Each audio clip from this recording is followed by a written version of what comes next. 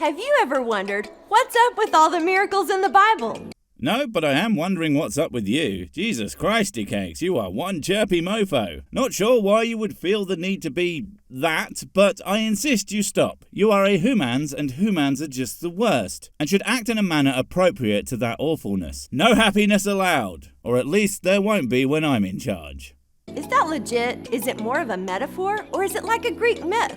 Yes, they are myths and metaphors, because most, if not all of them, are fucking impossible. Although I wouldn't compare anything from the Bible to Greek myths. Greek myths are actually entertaining. I would much rather hear about some dude fighting literal monsters with their superpowers than about some guy getting his ankles wet, or how a bloke walked up a hill to fetch some lists. Have you ever asked yourself, did Jesus really raise someone from the dead, or make the blind see, or the paralyzed walk?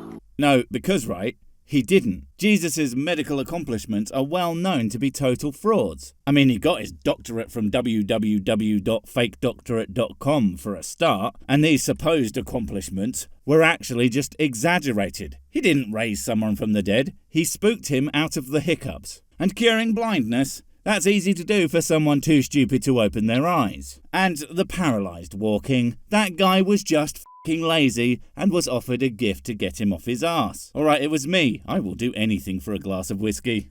Well, today we're going to talk all about healing and miracles.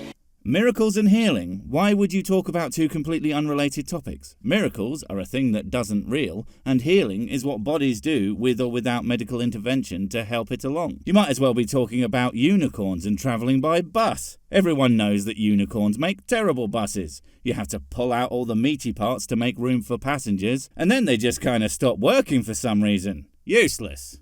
And hopefully answer many of your questions in 5 minutes or less. I have a funny feeling that you are going to answer exactly 0 questions I have in anything approaching a satisfactory fashion. And I don't think you could if you had 10, 15 or even 20 hours to do so. So 5 minutes is a bit of a stretch to say the least. Let's get started. Let's get started, and immediately goes into an intro. And I'm sorry, but Pedant Sick has things to say. You don't start your conversation by showing me what is effectively an unrelated music video. That's not starting, that's stalling. Sort it out. Did you know Thomas Jefferson made his own version of the gospel by cutting out all the miracles? No, in fact, not only didn't I know, I also didn't care. Isn't that amazing? But seriously, that's actually kind of baller. I mean, a Bible stripped of its magic? Why, it could almost be useful. I think he should have knocked that whole God thing on the head from it as well. I mean, no one really believes that shit. Some guy made everything out of nothing for no reason. Pull the other one, it's got bells on. Why would he do that? He literally took a knife and cut them out. Right, I'm going to have to start stripping out these frickin' pointless pop culture clips again, aren't we? Thanks for the extra work. Look, I'm not averse to using contextual clips in my vids. Futurama's a fave. I mean, it has my idol in it. A drinking, humans-killing, metal-coated monster. But enough about Dr. Zoidberg. When you use clips like these, make them funny, or interesting, or something. The way you guys use these clips, it feels like you only do it because you saw someone else do it and thought that's what you are supposed to do. Stop it. Get some help. Jefferson was influenced by the Enlightenment ideals, which relied on human reasoning and evidence to support knowledge and philosophy. What a fool! Using evidence to support your ideas. What is he, some kind of stupid? Everyone knows that you should support your claims using other people's unsubstantiated claims and nothing else. Whether that be what your preacher boy said or that you read it in a certain book. Anything demonstrated with evidence is automatically false by the power of absolute bullshit. Now, I love science. My degree's in biology. By your degree is in biology, do you mean that you have qualifications regarding life and animals and how they work and such? Or do you mean that you got your qualification out of your arse? Because I'm not going to lie, I'm going to assume it's the first one, but I'm hoping it's the second one because it's funny. I understand and appreciate logic and scientific method. Well, the first one of you understanding it, I'm sure that you think you do, but I highly doubt it. And even if you do appreciate logic, that doesn't mean that you're any good at it regardless. I mean, I appreciate funny YouTube content, but that doesn't mean that I can make it. Jefferson's inability to comprehend and accept the reality of all things being possible with God. Wait a frickin' second there, Toots. How do you know that all things are possible with God? You just said that you can do a science, but you need to, demonstrate how something can be possible? Or not, if you want it to be associated with the scientific method? Just saying everything's possible with God because me say so, it's just an assertion without evidence and can be dismissed as such, whether or not you claim someone did or didn't understand it.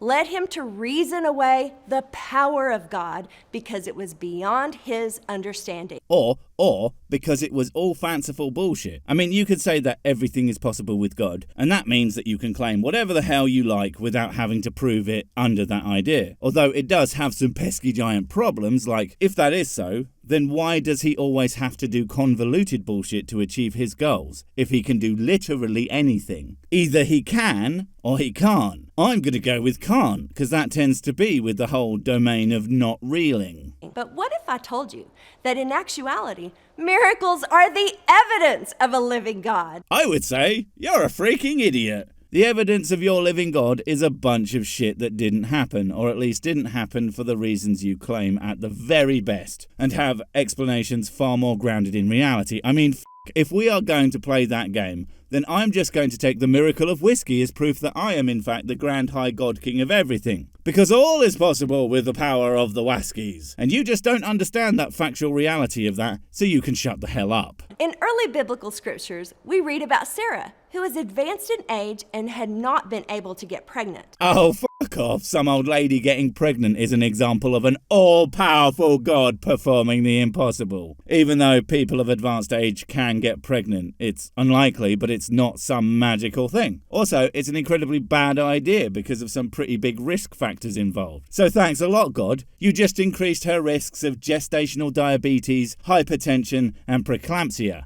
Oh, what a miracle, you dick. Finally, at the age of 90, she became pregnant with a son. Excuse me, I would have spit up my whiskey then, but I'll be damned if I'm going to let that travesty happen. 90 years old. What the f*** was he thinking? Can you imagine the devastation that would wreak on a geriatric like that? That's f***ing obscene. I mean, imagine what the labour was like, or carrying an incredibly heavy weight for 9 months with a frail body, without the possibility of wheelchairs and the like to take some of the strain off because of the time period. And then there's the fact that she was extremely unlikely to survive into the child's formative years, so that's pretty f***ed up. No mum before you're even an adult. That sounds like a fair thing to do. Although, let's be real, it's hardly the most f***ed up thing he's ever done to a child. It was a miracle, because not only was she well beyond her childbearing years, but Abraham, her husband, was 100 years old when their first son, Isaac, was born. Oh, thanks a bunch. I just realised how much f***ing they must have been doing in order to achieve that miracle. Thanks, God. Just what I wanted to think about. Old people sex. Look,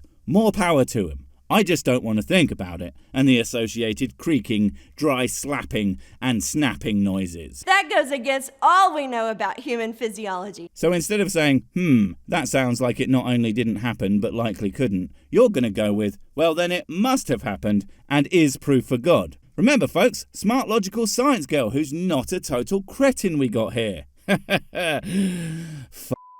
But it's a true story. Well, you're half right. It's definitely a story. But for it to be true, you'll have to, have some kind of proof that it actually happened. And no, my book said it did isn't evidence. That's where f***ing stories come from. You'll need more than that. You'll need a lot more than that. Jesus healed those with leprosy, made a paralyzed man able to walk. Now just bear with me 1 minute and let me present you with an idea that I don't think I've ever expressed before. But perhaps he didn't do that. I know, a wild thought, but let's just say those stories describe events that the writer saw and believed to be accurate descriptions of what happened. What's more likely? That the dude healed these people, was a literal magic man, birthed of divinity, or that he had paid a bunch of people to behave a certain way, like being paralysed, and then he booped them on the nos, they suddenly jumped up, right on cue, to scream, I am cured. And then the old donation pot comes out, and you can see where I'm going with this, right? Charlatans have always existed, and I am sure that they were a dime a dozen back then as well. But no, you're right, literal son of God seems way more plausible. healed a woman who'd been bleeding for 12 years. Okay, calm down, everyone. That could have been many things. I mean, it could have been endless hemorrhoids, which would be fun, but if we're going to go with that one that you're thinking of now, what this means is that Jesus causes menopause. Fantastic. He must give off a lot of radiation then. Walking nuclear disaster he is. He made the blind see and he even raised his friend Lazarus from the dead. I mean, what? Yeah, I know. That does all sound like total horseshit. You're right. Curing the blind and raising the dead, those are the kind of tall tales that you get from various woo peddlers talking about that time their thing totally cured the impossible. But for some reason, they forgot to take a photo or have any credible witnesses or explain how it works in any way that makes any f***ing sense. That's just too hard, and you should just believe them. The Bible is full of miracles. Why, it is full of those things. And a number of other things too. Mostly excrement, I think. So if you don't mind, I'll take those miracles being factual facts about facts with a bit of a grain of salt, mate. Just because someone wrote it down doesn't actually make it true. Things are only true when said on the internet by extremely handsome knights. Let me know if you find any. As Christians, we believe that Jesus was born to a virgin. Yeah, virgin. Wink. That would be my excuse too. And you actually bought that shit? How many midichlorians did it take to form Jedi Jesus exactly? Seriously, the whole Christianity thing is just one lie told by an unwed teenage mother that just got way out of hand. Died on the cross and was then raised from the dead 3 days later. You do know that just saying shit in a bizarrely over-the-top upbeat manner doesn't make it any more true. Although, did you know that if you buy sick brand merch, it'll make all your dreams come true, as long as your dreams consist entirely of owning things that some dipshit YouTuber sells to supplement a somewhat meager income? Otherwise, it won't. The miraculous life breathed into Jesus' then lifeless body is the foundation of our faith. Oh wow, wouldn't it be a shame if there was absolutely no evidence for that event taking place and was in fact complete and total nonsense, that you only believe for incredibly poor reasons? That would suck. You would have to go out and find a whole new set of bollocks to believe. Better to just ignore the blistering lack of proof and pretend it exists instead. Much more logical and scientific, right? So what does all of this have to do with you? Well, Nothing? Let's all ignore it and go do something else instead? Well, that's a great idea, but you do still have some video left, so let's just see if there's something of value in this godforsaken hellhole.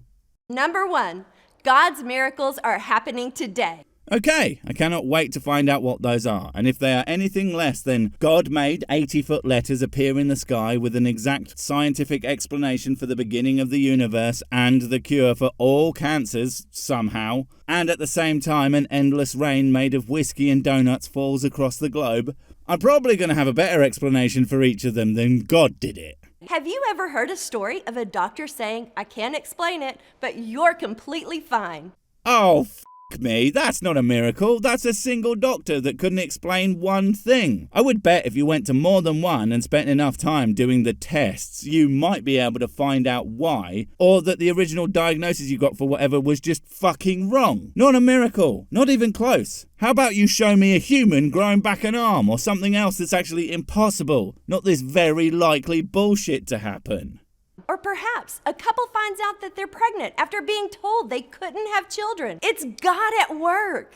No, it's not. You're just denser than a neutron star. Doctors aren't f***ing flawless, you clod. The idea that they suddenly can't make mistakes, even though that would mean that they would never lose patients, which we all know you would attribute to God, because yeah. No, the much more rational explanation to every single medical miracle is, oh, they f***ed up. Yay. Or in the case of pregnancy, just because you're very unlikely to be able to have kids doesn't mean it's actually impossible. And anyway, from your perspective then, why did God make it so that it looked like they couldn't have kids, probably making them suffer for years, and then decided to just let them have them? Sounds unnecessarily cruel. Or, just another Tuesday for God. Many times these happenings are explained away or seen as mere coincidences. But the truth is, God is working miracles for our benefit. No, the truth is, you decided they were miracles because you want them to be. And that's it. That's always it. Miracle is just a word that means thing that has multiple explanations, but I decided it was magic for no f***ing reason. Stop! Wait, before you go, I have something super important to tell you. It's life or death. It will change everything forever. No, wait, it's gone. Oh well, probably wasn't important. But while I have you, don't forget to comment, subscribe and notify. And if you want more of my smexy voice, check out Mrs. Six's channel Spoonstaff Stories, where I narrate and voice all the videos, and she does the work. And if you want to support the channel, check out the merch store for cool t-shirts, or check out Patreon, memberships and PayPal to support directly. Finally, follow me on the medias of social to get completely pointless guff and to keep up on the latest releases. Oh, I just remembered what I was going to tell you. Whatever you do, don't touch the